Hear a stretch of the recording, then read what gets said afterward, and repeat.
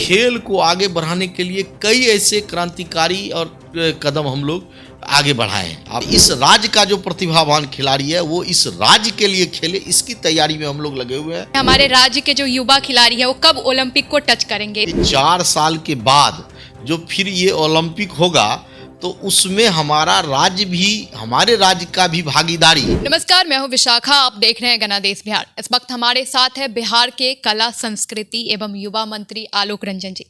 चलिए इनसे बातचीत करते हैं। बिहार के कलाकारों, युवाओं और बिहार के कला के विकास के प्रति क्या कुछ हो रहा है, वहीं आगामी बिहार दिवस पर क्या कुछ हो रहा है इस विभाग की ओर से। तो चलिए बातचीत करते हैं इनसे।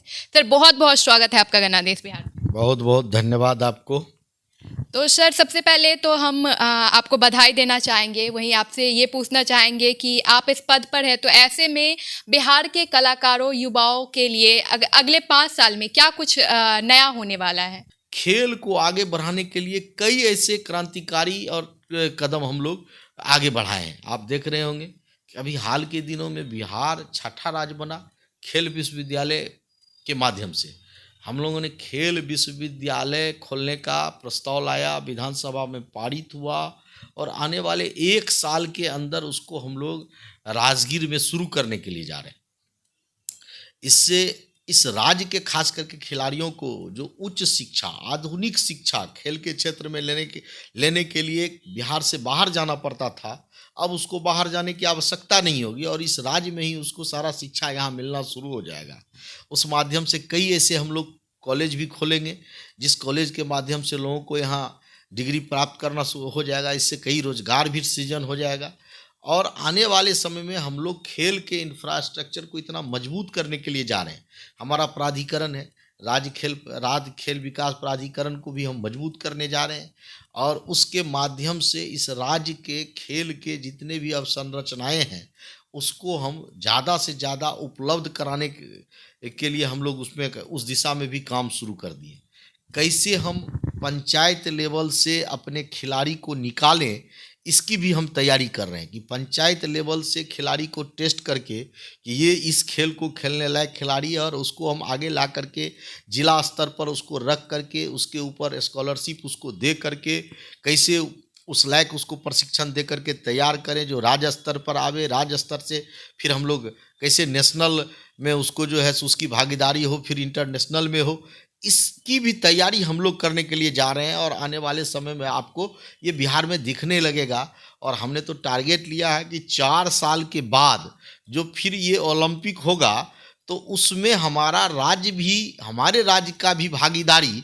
आज आप देख रहे होंगे कई ऐसे बिहार के खिलाड़ी हैं लेकिन हम उसको इंफ्रास्ट्रक्चर यदि उस ढंग से उपलब्ध नहीं करा सके हैं, इस कारण से उन्हें किसी दूसरे राज्य के माध्यम से यदि खेलना पड़ा है तो हमारे खिलाड़ी हैं, प्रतिभा मेरे राज्य का प्रतिभा है लेकिन उसको इस स्थिति से जूझना पड़ा है। हम चाहते हैं कि आने वाले 4 साल में हम यह स्थिति फिर कोई नहीं आए और इस राज्य का जो प्रतिभावान खिलाड़ी है वो इस राज्य के लिए खेले, इसकी तैयारी में हम लोग लगे हुए हैं और हमको लगता है कि हमारा जो टारगेट है वो आने वाले 4 साल में ये पूर्ण होगा।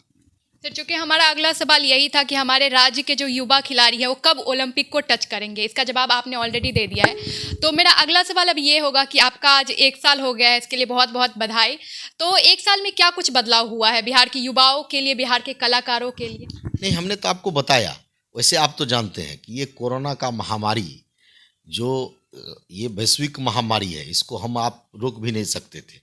हमारी सरकार, हमारे राज्य की सरकार, हमारे केंद्र की सरकार ने इसको रोकने के लिए बहुत काम किया और इसी का परिणाम है कि आज भारत इस परिस्थिति के बाद, इतनी बड़ी आबादी वाला देश होने के बावजूद भी आज भारत जो है सो जितनी दुनिया को कल्पना था कि भारत तबाह हो जाएगा उसमें कुछ नहीं हुआ।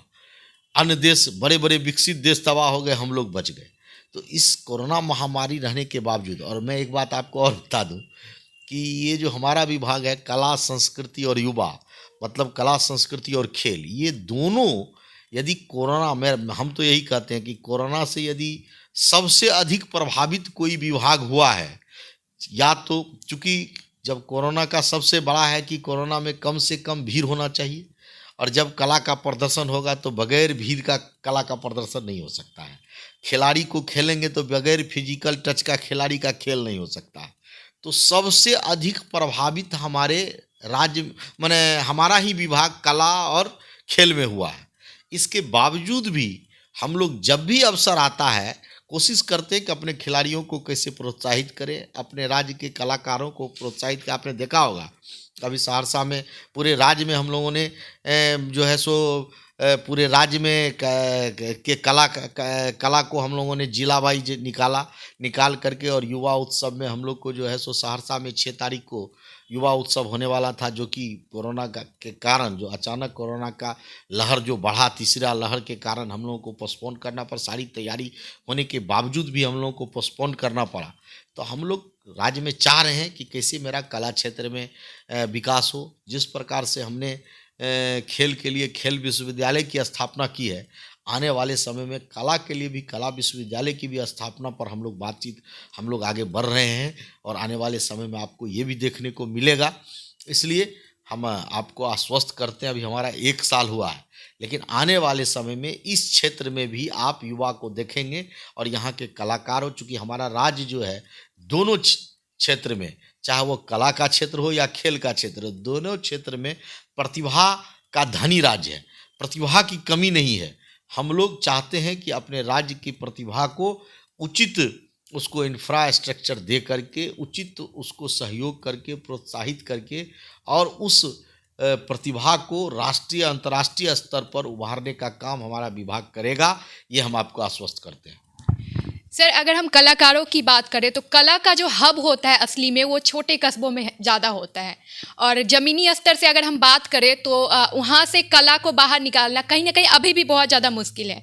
तो ऐसे में इस विभाग की क्या तैयारी है वैसे कलाकारों को, वैसे कला को बाहर निकालने? नहीं, देखिए उसके लिए देखिए कला का जो प्रदर्शन होता है, देखिए कलाकार कितना भी अच्छा हो जाए, आपके अंदर कला के क्षेत्र में मैं आपको बता दूं विशाखा जी कि कला के क्षेत्र में आपके पास कितनों प्रतिभा हो, यदि आपको उस कला का प्रदर्शन करने के लिए आपको स्थान नहीं रहेगा, और उस कला को प्रदर्शन आप जब तक भीड़ में लोगों के बीच नहीं करेंगे, तब तक आप सही ढंग से अपने कला को बढ़ा नहीं सकते, आप उसका नहीं कर सकते।